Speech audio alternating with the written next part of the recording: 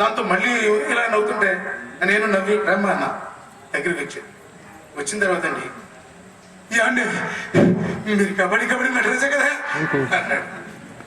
అవును బాబు అవునవునన్నా ఎంత అందమైన మిమ్మల్ని సొంతండినే అన్నాడు. థ్యాంక్ యూ అమ్మా అన్న ఇప్పుడు వస్తానండి అని పరిగెత్తాడు.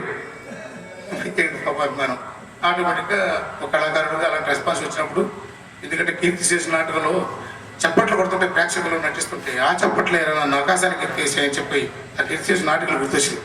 అలాగే ప్రేక్షకులు అందరికీ ఎంత హృదయాలు లేనరా అని నేను అనుకుంటుంటే ఎక్కడికి రండి జాగ్రత్త పట్టుకుని వచ్చి అంటే నటరాజు గారు ఏమనుకోకండి ఈ జాగ్రత్త అండి అన్నాడు. ఇదేంటే వాళ్ళే తీసుకున్నాను కాదండి మీరు తిట్టేసుకోవడాలు ఉందండి ఎందుకంటే మేము చెప్పించుకుంటారు మళ్ళీ చెప్తాను చెప్తానండి సార్ అన్నాడు. అలా నీళ్ళు వచ్చింది సార్.